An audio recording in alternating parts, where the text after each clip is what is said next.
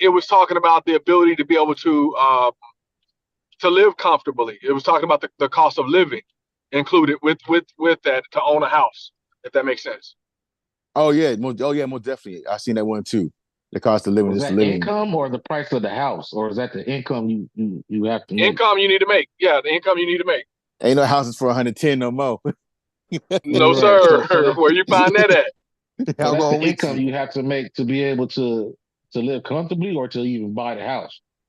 Live comfortably. Live comfortably. Well, In other That's words, what. buy the house and be able to afford the amenities and everything else that go along with it. The the house, cost of the living is food, all of going that. up, Cost of living. but It is. the wages not though. So Ain't no Well, jobs. so they also passed, to keep in mind, we're on the correlation of the time period when they passed the minimum wage hike as well. So these restaurants are saying they can't pay these workers this amount, and they're trying to ask for uh, an exemption to the amendment that was passed for the minimum wage. So there's a lot of things that are going on, man. If you ain't paying attention, did you also know that we Arizona named well, it's not really a planet, but it's a celestial body. We named that as our official state planet, Pluto. State state planet. The fuck is that That, about? Right, that's how I was right, looking for right, Brother Anthony to right. drop that in there. Thank you, Brother Anthony. I was waiting for you. I was waiting for you. I was waiting for you, Brother Anthony. Drop that in there. That's it. That's it. He dropped the gems in there. I see it in the chat. Straight from the horse's mouth. well, shit, I thought motherfuckers been saying it was about to be a significant decline. That shit increasing. Never define. Never. All this money being dumped out here. Semiconductor companies, EV companies coming out here. All this money. They said, and I got a little birdie said Google's on the way to come out here. Where the money at? Where the real money at? Is there any real money in circulation? It's not in these jobs that we got. You might have to switch jobs. Or switch professions. Oh, it's But now, it's, but it's I'll some say real that money for out here. yeah. If you better go look at Intel, what they're paying for a software engineer. They're Intel just paying you in reached out. fiat. Paying you in And fiat. Intel on the decline though. hey, they still paying out. They still paying out that too. Actually, they Yeah, just they got are. passed the bill for. I think Biden signed a bill for a couple mil. 7 billion. There you go. I know I seen it on the news, and I know Governor Katie Hobbs just It's signed a the whole bunch of bills to come out here for these new companies. like 43 of them, I think. Yep. All right, brother Thurston, can you go ahead and kick us off? All right, so we live. All right, cool. So thanks everybody jumping in for today.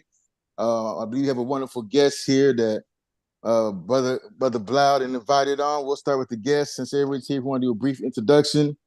I think they're saying OB. Does everyone want to call you today, brother OB? Yeah, OB, that's fine. Okay. Well, give us a little bit of introduction about yourself if you can. Tell us who invited you to the call, how did you get here, and if you had any kids. Yeah, so I'm brother OB, Obafemi, born and raised Pine Bluff, Arkansas. 44 years old, man. I'm a father of 5, a grandfather of 1. Man, I wear a lot of hats. I'm an artist with the music group MCE. Also, I am the founder of GSE Community Gardens. I work on some educational initiatives with my wife, the Sankofa Institute. I've been developing my own clothing line, 720 Sage Wear. Man, just quite a bit things, man, all connected to education, the upliftment of the people, man. So that's my focus, that's my concern, that's my life's work. So glad to be here. Thanks, Brother Bilal invited me on, man. So glad to be amongst, man, some good brothers. All right, man. Thank you. We're glad and happy to have you here. One thing we do is we go around and check what everyone is reading.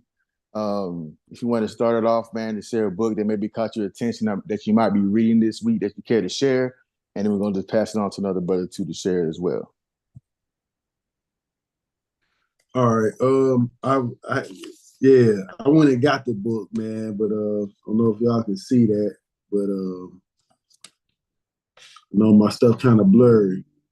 But the book is called Fugitivism, Escaping Slavery in the Lower Mississippi Valley from 1820 to 1860. Nice, nice. And take that. Yes. So I would guess, man, my insight and interest in this book, I am with an organization that's working to build a cultural district here in my city. And so I've been doing and conducting research.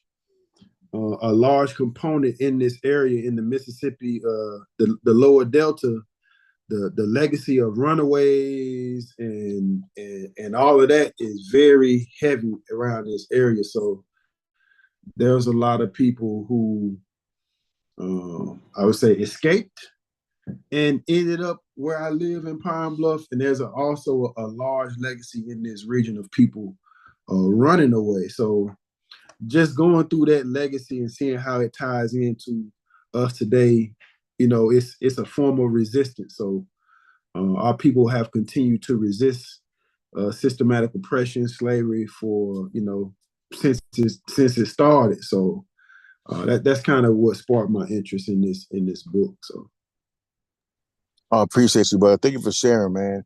Does anybody want to jump in here and hit us with the next book? I guess what about you, Brother Blau? Yes, sir. I will. I'm still on the two books that I've been reading, which is I picked them up this time so we could see Think and Grow Rich. A lot of people have already read this one.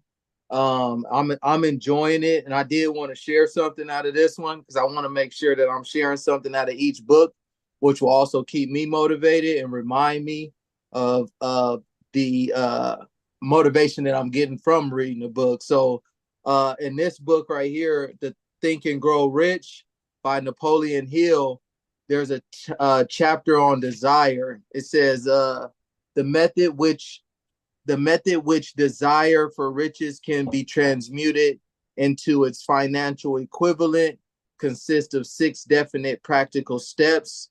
The first one will be to fix your mind the exact amount of money that you desire.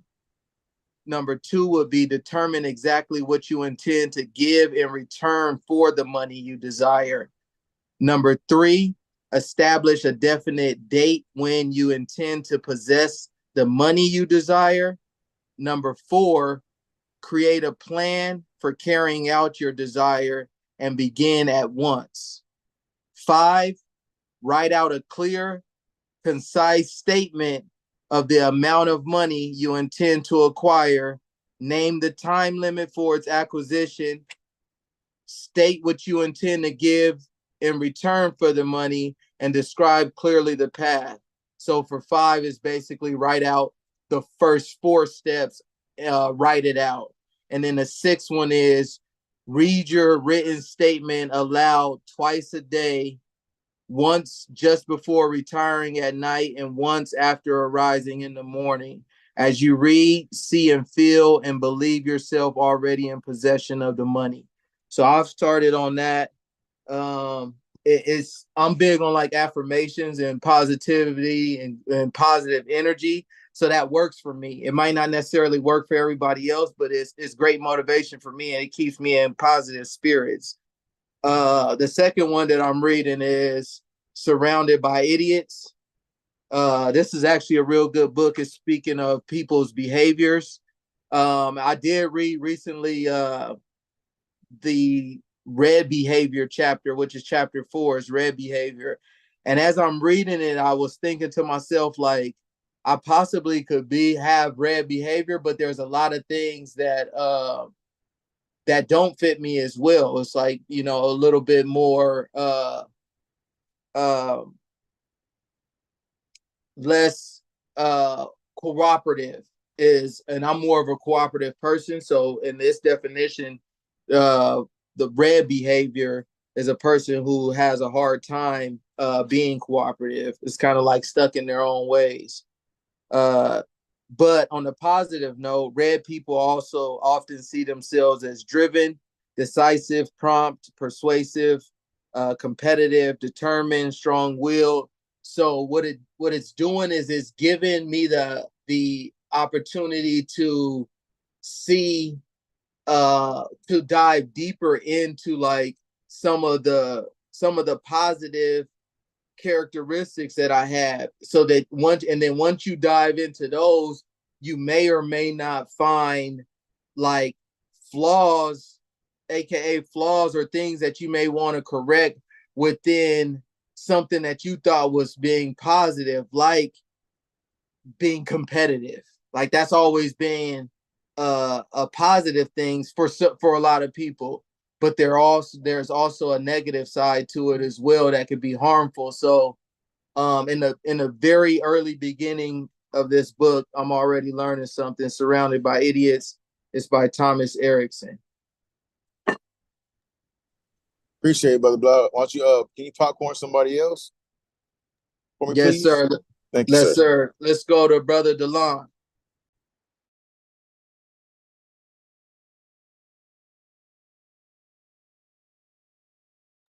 I don't know you was gonna throw it to me, man. I just finished that book that I was reading uh, about the anti-black misandry. And I got a book that just came in the mail not a couple of days ago. There was a recommendation from Brother James. I haven't quite cracked it off yet. It's something that I'm actually gonna start reading in the morning, but it's called The Truth Machine, The Blockchain and the Future of Everything by Michael J. Casey and Paul Vignon. And it's kind of just supposed to break down a little bit about what the blockchain actually is, dispel some of the rumors, and then give kind of an account of why this is supposed to be the future that everybody continues to say that it is. Even though what I've learned and why I wanted to pick up the book is that it continues to be widely studied and widely understood, yet it's not something that is talked about or taught about on the mainstream level. And so there's still a lot of mysticism and misinformation surrounding the blockchain and Bitcoin and things of that nature. And I've been a victim of misinformation as well as just not being fully informed about what it is, and that's kind of inhibited me from being able to use it as a viable investment tool. So I'm pretty excited about being able to kind of crack into it and increase my overall knowledge of what exactly the blockchain is and how it is going to, like the title says, kind of shape the future of everything. Yeah, that sounds like a very good book. It reminds me that I'm still mad at Cash App because they messed up my Bitcoin and kicked me out, missed my opportunity to double up. But I got back in the game though, so yeah. There you go. Thanks for the reminder.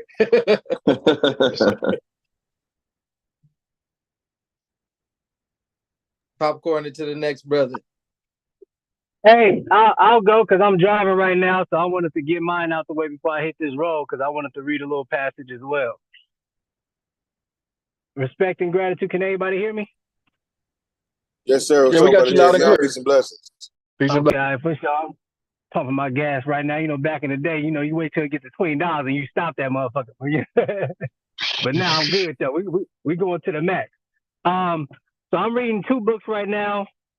Well, listening to one and I'm reading another one. The first one that I just recently started on is Deion Sanders. He has a book called new book called Elevate and Dominate.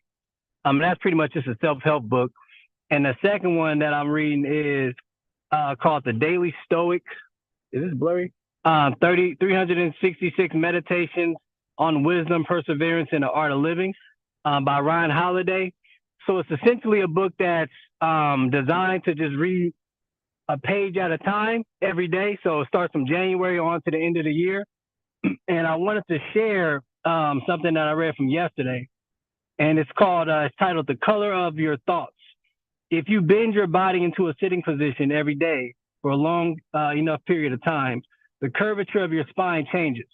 A doctor can tell from a radiograph whether someone sat at a desk for a living. If you shove your feet into a tiny narrow dress shoes each day, your feet begin to take on that form as well. The same is true for your mind. If you hold on a perpetually negative outlook, soon enough, everything you encounter will seem negative. Close it off and you'll become closed-minded. Color it with the wrong thoughts and your life will be dyed the same. So I just thought that was deep and it is, essentially talk about like our mind is a powerful thing. You know what I mean? If we think negative, then that's what's going to happen to the rest of our life. So wanted to share that. So this is a really good book again, man. It's a page at a time. You know what I mean? And what's the name of it? The Daily Give me the name Stoic. again. Okay, the got Daily it. Stoic. Yeah, Thank you by for that. Ryan Holiday. Yeah. Thank you for sharing that. Yes, sir.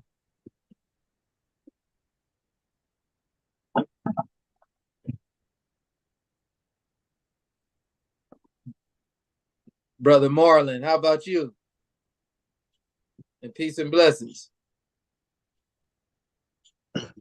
Oh, hey, peace and Brother blessings. Marlon, what's going on, brother? Hey, how you doing, brother? Peace and blessings to everyone. I got these two books, but I haven't read them yet. But they are the Five Love Languages, and the other one is the Five Love Languages of Teenagers. And the author, his name is Gary Chapman. I don't know if you ever heard of him, but he has a whole series of books about love languages, for toddlers, like babies, teenagers, singles. He has like a whole series. And I got the one about the five love languages for teenagers, for my daughters, because I'm trying to get to understand them and stuff like that. Because one of them, Beautiful, brother. one of them, she doesn't like to hug or like show affection. I guess her love language is different. And then the other one's kind of, I don't know, she's like in the middle. So I just want to, kind of learn and I guess get a better understanding of that. Nice. Thanks, brother Marlon. Thank you for sharing. Brother thank you. Marlon, I do want to say that I'm proud of you, brother, because, the last few weeks, if I'm not Yes. mistaken, you had mentioned that you were reading anything, but you did have a lot of questions. And pretty much we were saying this and then, grab this book or maybe try this and the fact that you went out and got those books, which are super great books. Man, not only do I appreciate head that, goes but I'm off. proud of you for doing that. I'm looking forward to seeing the benefits from you taking that righteous, positive step like that. Salute. Thank you, King. Thank you. I appreciate all you brothers. No problem, brother. Brother Crondo. Yeah. I'm wrapping up African Manhood in the 21st Century by I'm Hotep Assis. I'm wrapping up that. I'm damn near done with it. And then I think after that, I might hop on Dr. Barry Jackson's book. What is it? 33 questions to ask before you get married. I think I might hop on that next. Yeah, I ain't even picked it up yet. I had it for a while, but I never picked it up yet. So I think I might dive into that. Maybe read it with my lady. That'll be dope. What about you, Brother Nick? Thank you for sharing, Brother Crondo.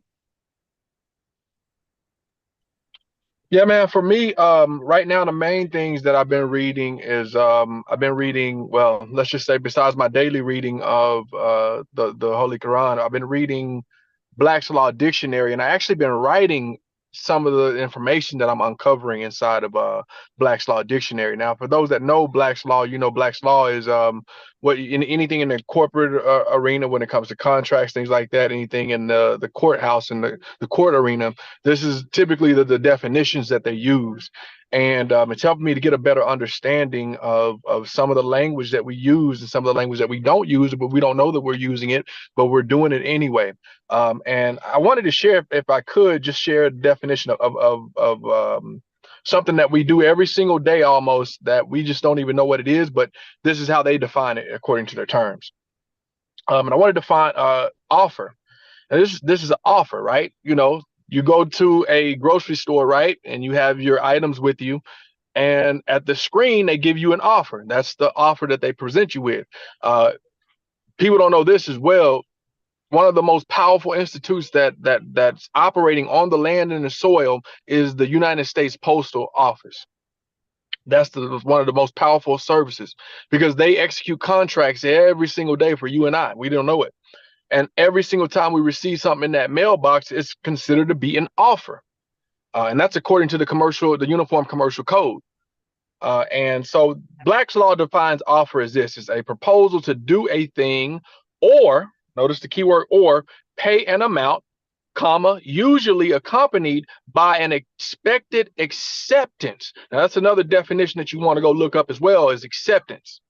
And then it has comma, counter offer, return promise, or act. So I'll give you that's the first sentence. Now it goes a little bit deeper, it goes a little bit longer. It talks even about a promise and a commitment and all those things, right? And it gives some case law as well.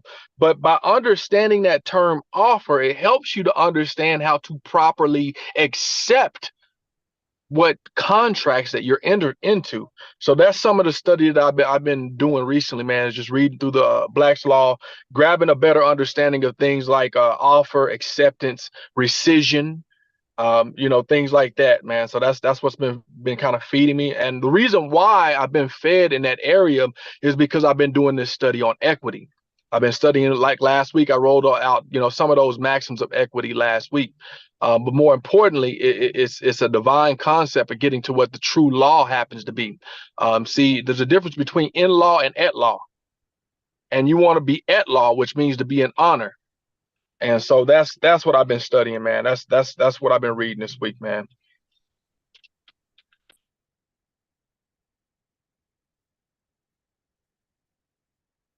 Let me hear from who else we got on the call. Let's see.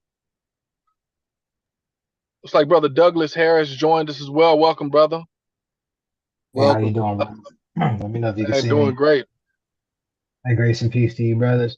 So I don't have no books on hand, right? Outside I read my Bible a lot, but two books. One book that I am reading is called The Rise and Fall of Black Wall Street, the 7 key empowerment principles. Let me cut this light off so y'all can see. But it's actually a pretty good book. And what it's emphasizing is just talking about exactly how Black Wall Street was started. Ooh. And the things that they actually implemented. This is the book right here. And it is by Robin Walker. But it grows to show you like exactly the things that they implemented and how they were able to thrive. And one thing I thought that was unique was how in each grade for high school, the student had to take 2 to 4 languages. So by the time they graduated, they knew anywhere from 8 to 12 languages, graduating high school, right? I thought that that was key. And there was just a lot of different things. And a misconception that I was always taught was that when Black Wall Street was bombed, they didn't rebuild it. Well, per this book, they did. But the problem was what made it really fall was when blacks started taking their money out of the black community and they started to invest it right with everyone else. Now I wasn't there around that time. This is just what this brother's saying, right? I don't really know to its core, but I thought it was just key because I'm like, man, if we can just get back to some of these principles, I'm sure we can still achieve that same success as a collective and as a black people, right? They wasn't really trying to compete with each other as we do today. They were truly looking to unite because they really understood what they were up against, right? So I thought that was pretty dope. And then there's another book called Soup. Let me see who the author is. I recently read Soup, and it's actually a really good book. It's a short read. Let me see. It is by John Gordon. It's a very short read, and it's pretty dope. And it's about pretty much this lady. She's pretty much like a CEO of a Fortune 500 company, such as, let's just say, like Campbell's.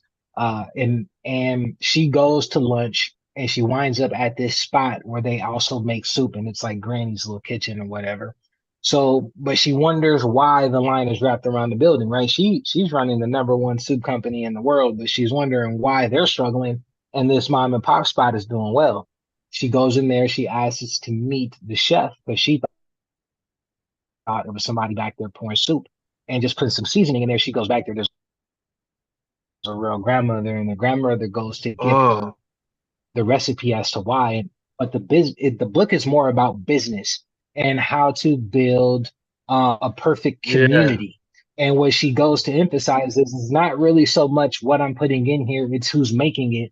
And the whole theory of the book is if you create the perfect environment, the environment will breed the workers. absolutely. And when a worker works in an excellent environment, they produce their best work, which means the business will thrive, Come on. right? Because you have happy people. So that's what the whole book is emphasizing is she starts to teach this girl through making the soup as an example of what she's talking about, right? And it's a short read, but if you're an entrepreneur, you're looking to be a CEO or something, I would highly encourage you to read that book because right, businesses today have more managers than they do leaders. I currently work for Wells Fargo. I say this all the time, Yeah, right? And there's an absolute difference between a manager and a leader. A leader is willing to get on the front line with you. Leonidas, right, 300, he's a leader. He's on the front line. He's in the middle. Then you have the United States president, signs a document, millions of people die, they never go to war. One's a manager, one's a yeah. leader. And this is what the book Come on. is talking about, right? So Soup, I would recommend, and then this book, The Rise and Fall of Black Wall Street, I would highly encourage you brothers to pick up those two. And there's a Jim. lot of information in both that can truly help. Yeah, absolutely. Dope. Appreciate you. Is this your first time on the call, brother Douglas? Yes, this is my first time, absolutely. Oh, okay, okay. I was seeing your name down here. Well, welcome to the call, brother. Yes, Thank sir. you for tuning in Yeah, to the welcome, OSC welcome, bro. Fathers Call. Quick question, three questions here, or three quick questions for you. Is how did you hear about the call? And I guess with your name and if you have any kids. I think that's this is those I two. do. So I found I learned about this through a sister that I work with named Yolette. She actually sent me Okay, this, and awesome. Peace she to thought it her. would Thank be you, Let. right. Yeah, and she thought it would be good. I joined. And then I have two children. I have a 14-year-old daughter and an 8-year-old son. Okay, awesome. Awesome. Thank I you. believe there was Thank you, another brother. question. What was the other question? No, I think that's all right there, brother. Thank you for being on. Okay, Thank you for sharing. Brother absolutely. Colin, go. No, so I'm still reading 1984, and I actually picked up another book called Blackwater, which chronicles Nice. the mercenary organization that kind of made their coin in the Yep. mid 2000s during the whole war on, the what they call it, the weapons of mass destruction or whatever, Right. President Bush, his campaign. So what kind of brought me to this read, I don't know if you guys recall, a couple of weeks ago, I shared a clip with the guy that was basically openly calling for an increased colonization of Africa. Yeah. And just kind of not reclaiming, but claiming those resources over there. So well, he ain't no gentleman, but the guy that founded this organization, his name is Eric Prince. So that is the guy that was talking on that clip. So this book that I'm reading, it chronicles a lot of the atrocities that Blackwater committed while they were there, in Iraq primarily. But they made billions of dollars on behalf of partnership with the American government. So it's just chronicling a lot of the events, and it does go into the background of Eric Prince. It's some wicked stuff, man. It's unsettling to read. I mean, the first chapter, they really jump right into it in some pretty vivid detail. So after Yeah. hearing him speak, I wanted to know more about him and those type of people, you know, how they kind of get down. Because I mean, if it's those kind of people that's on the other side of the field, Yeah, I need to, you know, I just like to be aware, you know what I'm strategic. Yeah, saying, and study the opposition, and you know, just I think it serves our benefit to at least know how far they're willing to take things, because who knows, we might have to match that energy one day. Um, so yeah, that's what I'm reading right now. I'm kind of jumping back and forth between those two reads, Blackwater and 1984. Respect. Thank you for Brother Carlin for sharing. Is that everybody? I think Brother Anthony. What you read on this week, Brother Anthony? I know he posted it in the chat. Oh, you did already? Okay, I'm driving, so I didn't see it.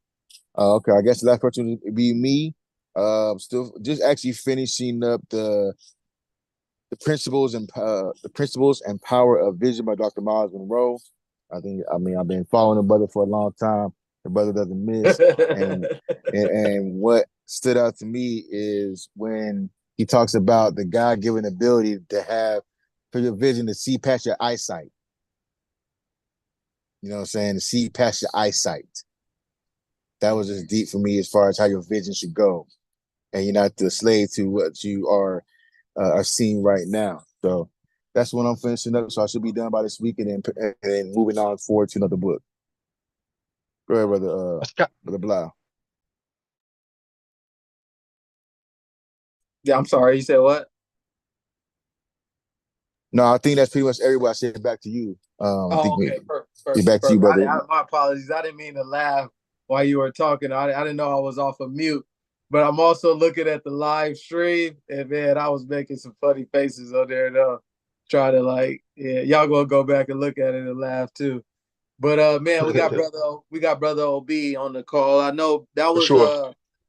that was a lot of different information, a lot of different topics. And I know as we were speaking before the call started, the main purpose for bringing you on is I wanted to, because most of us or all of us were in Arizona except for Brother Marlon. But I wanted to get the feel and the energy of other brothers around the nation, some of the things that they're going through, how they're building, maybe share some of the similarities, some of the things that we are doing different as well, and just continue to build this thing up outside of outside of our region as well, so that we can have and we know who our tribe is as this thing continues to grow. So just after everything that you've heard so far, is there anything in particular that you want to comment on or jump into?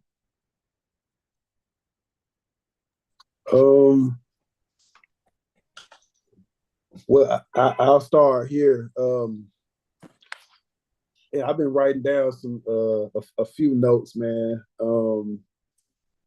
The last brother that spoke about Miles Monroe, I was just looking up some of his books.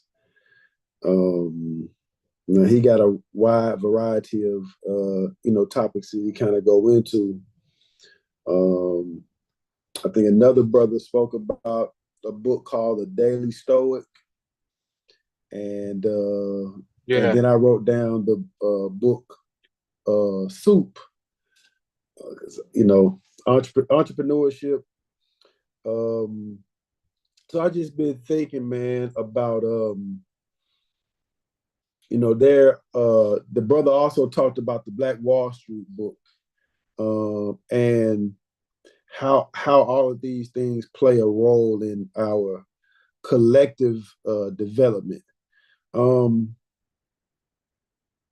I was listening to a brother talk earlier today, and he was saying how comfort and wanting to feel good can stop you from developing or growing. And it just made me think about, different brothers on here are reading different things to help us develop in different ways. Some of it may be, in relationship to your children. It may be self-development. You know what I'm saying? It may be community development. They're all interconnected. But as far as men goes, you know, we have a role and a function to play, and this thing, you know, I got three sons, so I got an 18-year-old, a 17-year-old, and a 14-year-old, and so we kind of had these discussions about, you know, comfort and willingness to work on yourself and feeling good, Yeah. like feeling, you know, you can get addicted to feelings, and you know that, you know, I would say I'm a person who has battled with addictions, um but it's not necessarily like the substances or whatever behavior that you're addicted to. It's the feeling that you get from whatever you're doing, Yeah. um and that can put you in a level of comfort zone that keeps you from growing. You know what I'm saying? It's like reading. Like sometimes we may have an adverse relationship with education. We don't want to read, or we Mhm. have difficulty reading. And even though it's uncomfortable, we get into a comfort zone of not doing it, or not developing ourselves in those areas that can help us to grow. Um, and you know, we living in a society that, you know, maximizing comfort is kind of like that's the way you go. Like, I want a house that got these amenities, it has this, and but too much comfort will render a man lazy.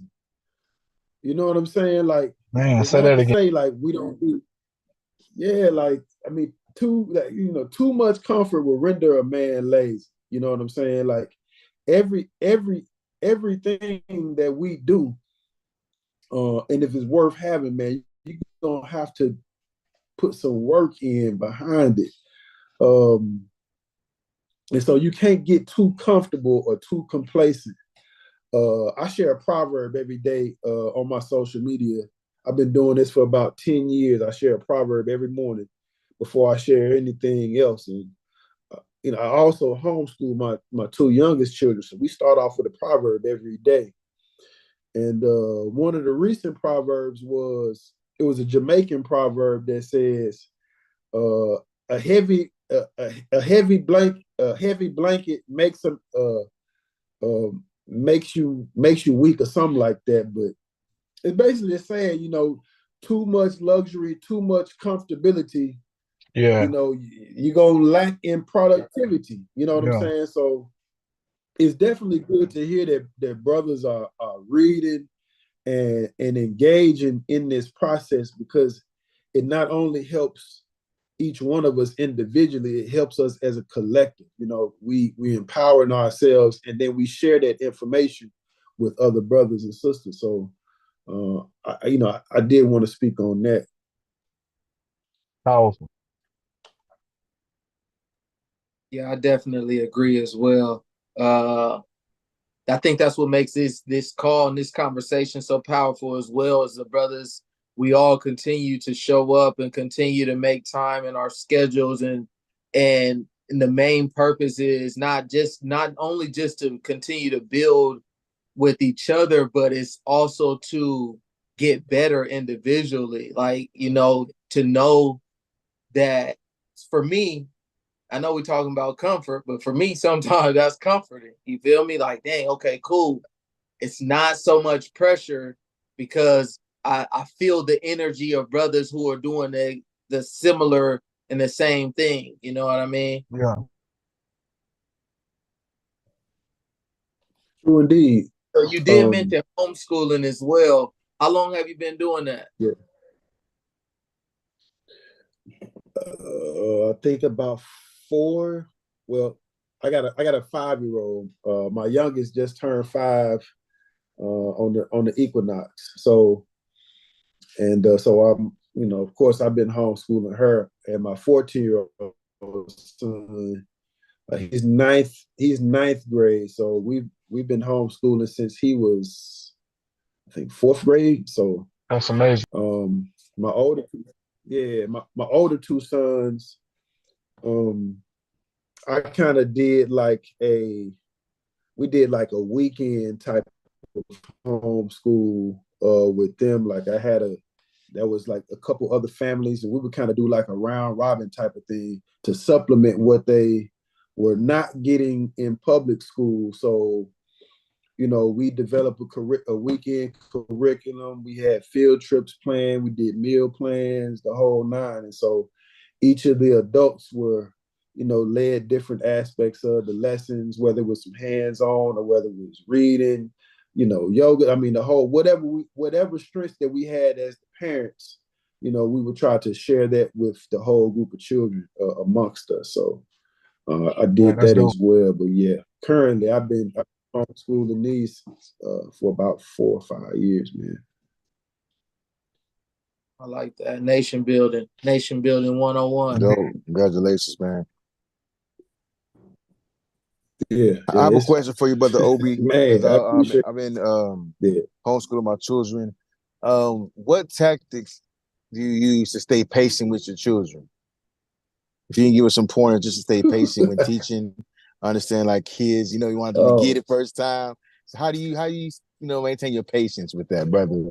Homeschooling your children. that's a real good question, man. Hey, I'm still working on it, but you know, you do want your children to get it. There's different concepts. You share with your children. One thing that I do, man, is especially when I feel myself getting frustrated, like we might just have to let's just shut it down for right now. And we may go for a walk, we may go to the park, we may, go Yeah, to the nature center, like just reacclimating ourselves to nature, man. I mean, yeah, we in Arkansas, That's dope, so brother. sometimes it's a matter of just getting outside, man, and getting away from computer screen or the desk or whatever, and just hey, we gonna go sit by the lake and check out the birds or watch the turtles or whatever the case may be, and yeah. come back to it. Yeah, man. Super dope, We man. we I we we respect. kind of went through a process of deschooling because my 14-year-old was in public Yeah. school, and so we we did a process of unschooling or deschooling, trying to unlearn some of the Mm-hmm. stuff Mm-hmm. and my own expectations because I've been through public school. So I wasn't trying to recreate public school at home Yeah, for my precisely. for my children. So I had to unlearn some stuff in that process. And it's, we still have challenges, man, but I enjoy the process. We more so focus on, I mean, of course, mastering skills, but I want my children to understand why they're learning whatever it is. Yeah, yeah. Like you Oh, in the that's huge, driver's seat, brother. like I'm just to help steer you. So yeah.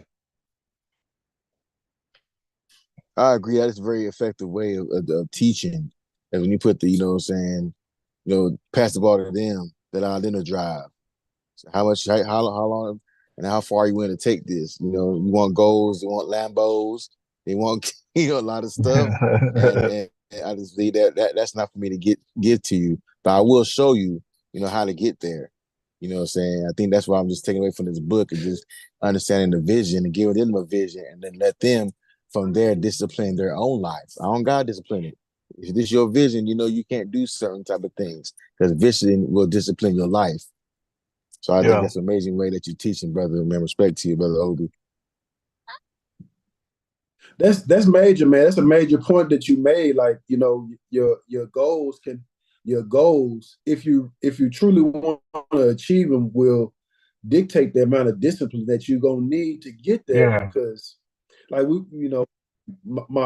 I was having a conversation with my son today, and he been having struggles and we doing algebra 2-step problems, and I just asked him, I'm like, where do you feel you at in math right now? Like, You know, Yeah. where you want to go.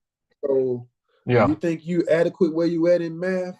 He was like, well, I mean, I know how to count money. I said, cool. I'm like, I get that. We good. We count money. Let's set the money aside now. I said, where else do you see that you may need to apply different math Right. concepts outside of count money, though? You know what I'm saying? Yeah. I said, okay, do you think what we're doing right now will help you get there? You know, so I want you to be able to critically think about what we're learning Critical thinking. and see how you Yes, can sir. Big apply it time. to your Big life time. based on what you want to do with your life. You know, so we ain't got time to waste on stuff that, you know, if you ain't gonna be handling this, like you may not need this, but you know, I also Yeah. tell them like I would rather have a toolbox that's full of tools and not need them versus me Yeah. needing tools And then, yeah. to do a job and I don't have those tools available. You know, so I want to equip you with as many tools as I can for you to maneuver however you may see fit, you know, based on your interests and your strengths. So Yeah. that's really Development talent. what I draw from, man, what I do. Yeah, Yeah. that's Man, talent great development. teachings. Great Yeah, man. teachings.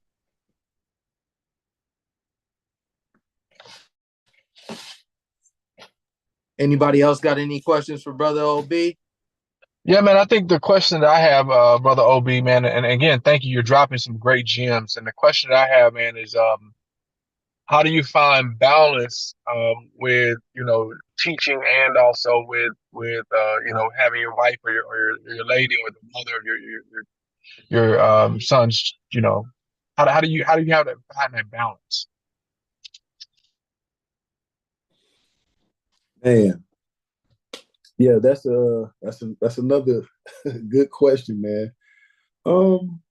I think communication is a major part of us finding that balance. You know, like sometimes it's nonverbal communication, but sometimes we have to go to one another and just like, hey, babe, you look like you need a break. Like you need to step away right now. You know what I'm Yeah, saying? Like, or hey, maybe I can take over and I can handle this right now. I mean, it's really a lot of communication though, man. Like it's very intentional. You in this process, man, we have to be very intentional with and keeping the goal of what we're working towards yeah, above it. yeah, Because this is bigger than me. This is bigger than you by yourself. This is bigger than like we got a goal. You know what I'm saying? That we've set for our family. So I don't know if y'all, Baba Baruti, Wale Baruti talked about families yeah, having a mission statement. And so we have a mission statement and we go over these values that's in our mission statement. So like I say, this is bigger than OB by itself. This is bigger than her by myself. I'm like, we got a goal as a family to do something. And so we got to communicate effectively if we're going to stay on task with accomplishing our goals as a for sure. family. You know what I'm saying? And the children are a part of that. So I said we kind of bounce off each other where we need to. Like today, she was like, "Do you think what you want me to do? I need to stay home a little longer because we done kind of started off the day a little rocky. Like, however, we need to play a balance off one another to have Yeah, that balance in our home. yep, That's what we're gonna do, man. So it looks indeed, different from day to day. indeed. Every day we get daily bread, Yeah, though. man. Yeah, that's important, man. That's that nonverbal Yeah, communication. definitely. Yeah, yeah. I We think we one of got our to, challenges, man. though, is We the we verbal stay piece. we stay in communication. Yeah, it. I'm used to being in groups, man, and I was raised with three brothers in the house. I started playing organized sports at like 5. Like I've been part of groups. Yeah, Doing the gang stuff. I've been to the team. military. Like So I'm used to team where I'm used to operating in those type of environments. So I'm like, yo, I gotta bring my best to the table to make the team strong. You know what I'm saying? So, but I Yeah. need to communicate if I ain't if I'm weak in the area of or if I need some help or assistance in the area, if I don't communicate it, I'm waiting Man. on somebody to To point that give me out to something me. that Like I'm gonna feel some type of way when somebody got to point it out to me. You know what I'm saying? I'd rather like let yeah. me address this. Look, I need some help right here. So or she may come to me and say, hey, you know, I don't feel too cool about this. Can you talk to them? I'm like, bet. Yeah, I'll chop it up to them. Or you know, in some instances, I might not feel comfortable having certain conversations, so I bounce it off to her and like, yo, you know, maybe you want to handle this because if I say it, it's gonna be too abrasive. So maybe you can break it down a little better. So Yes, sir. Appreciate you. yeah, no doubt, man.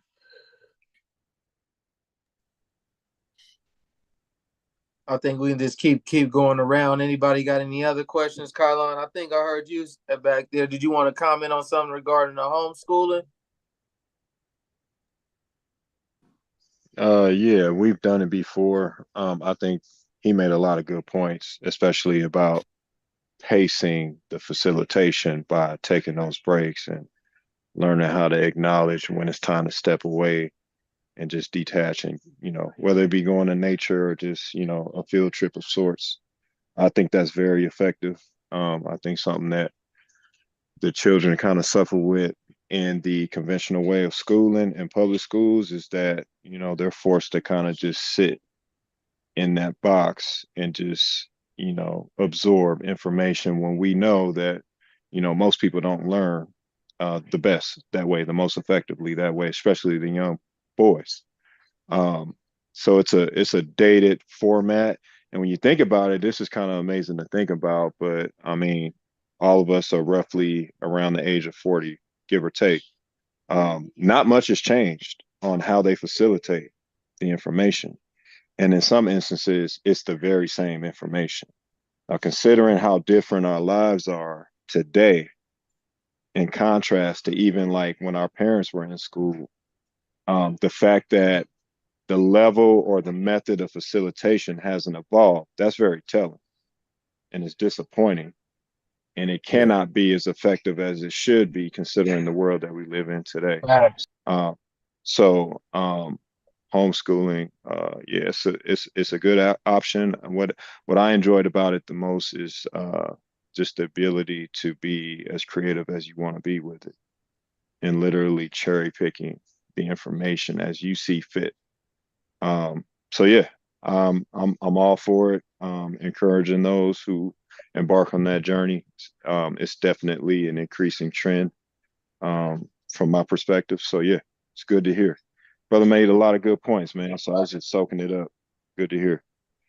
Yeah, I love the stuff that you brought up, brother Obi. I think I put my kids back in school, but I was thinking about taking out my oldest because he is in seventh, so maybe taking him out when he goes from eighth to ninth because he started school early. So I think about taking him out and just having them, develop a plan from there, like what the next 4 years should be. And we already started now, but like to give them a skill set. Like, where would we be at if we went into high school already with a skill set, like working on cars, working on computers? You know what I'm saying? I already have that. Oh, I already know what I'm about to do when I graduate. I already been doing this for 4 years during high school, so I'm about to just run my business. I don't have to go to school. So that's where I see me taking them out, and then, like I said, this thing utilizing that whole year to develop a plan, his skill set, and what he's going to be doing, or once he's done with high school and during his high school. I think that's I think that's an awesome idea, man. You know, they just passed something here in Arkansas as far as like to graduate. They add a component to where a student has to have X amount of hours of community service. Yeah. Which for public school I thought was good. At the same time, you know, I think it should almost be a requirement that, when you graduate, you do have a tangible skill, a certificate, not like, oh, you got a diploma that said you passed some general studies, but like we got a black-owned barber college here. You can start doing barber training at ninth grade. So by the time you graduate, if you go through the courses during the summertime, you be a certified barber before you even graduate. You got CDL opportunities to start in high school. You know, so by the time you graduate, I mean, you be licensed to roll. So I think encouraging our children to look into different avenues, but one of those components, man, I've been talking to my sons about. I'm like, listen, man, you got homeboys and all of that. I know as a teenager, that peer group influence is very strong. And as a teen, I hate using the word teenager, but a teenage mind is kind of built on, I'm finding my sense of identity independent of my parents. So you tend to see a lot of choices on who that child is going to be as a 20-year-old. They start making those decisions as a teenager. So from substance abuse to gangs to sexual preferences and all. A lot of this stuff starts as a teenager. You know what I'm saying? So habits, behaviors, attitude, you see all of that during that time period. I've been talking to my sons about, your peers, those who you feel that, y'all have some type of level head, like developing a collective business. I said, so, maybe one of you go to school for carpentry, and the other one go to school for electrician, and one go to school for plumbing. One of y'all go for real estate. You know what I'm saying? So, but when y'all graduate and y'all go do it now, y'all got a collective business together. I said homes ain't going out of style. So you always got that opportunity to build. Like our people don't get enough chance to see us actually build things, build, manufacture, produce. The original build. We got to see the tangibles. Yeah, we got to see it. We got to see it being done in our community. So, I try to encourage my own and the other children, that I come across into looking at these opportunities. Not, it ain't glamorized, but I'm like, yo, we all need it. Everybody need food, clothes, shelter. So we got to become producers, man. So that's really one of the basis of the homeschool. We got to be productive. We have to become more productive in a collective fashion. So, yeah, I totally agree. And I think that's a good segue to go ahead and end it right there as well. We got to be producers. That's where we take that into the rest of the week. You know what I mean? Finish off the week with that encouragement. But man, I think it was some jewels dropped for sure. I appreciate you taking the time to Brother True said Tyrese and baby boy for real. All right, man. But we've enabled that. I got this dress. Yeah. But Producer. yeah, man, I appreciate you taking the time. I know it's later where you at, so man, thank you for joining us.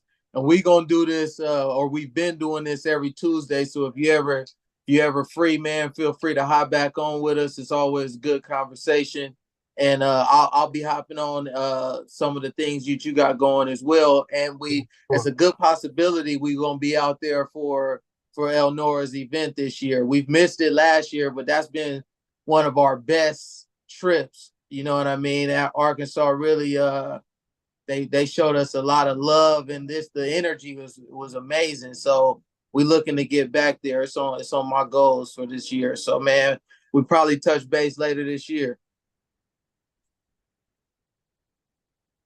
Yeah, man, we got to make our way out that way, man. My sister Eleanor came out there for the RBG family weekend, so we got to make our way out there, man. Yeah, we gonna be here when we do. For Hold sure, on, for sure. Brother Blau, before we let go, do you want to also talk about a couple of announcements too as well, real quick? I know with Yes, the sir. HBC Anybody that got All-Star. any announcements, go ahead. Oh, I was talking about the event that's happening Saturday. I mean, there's events all throughout the week, but I know I've seen OBFC on the flyer for the one Saturday, right? Yeah. The Black Man Lab. Yes, sir. So yeah, definitely make sure to pull up there. I think you can get them at the HBCU All-Star Game Instagram, RSVP. But they have a lot of good events this week. That's the only one I've seen that parts of the broadcast on here. If there's anything else, y'all have a good day. I gotta jump off here. All right, Brother Blau, Yes, get sir. y'all evidence later, man. Y'all Peace. finish Brother, the week strong. Peace and blessings. Yes, sir. Peace and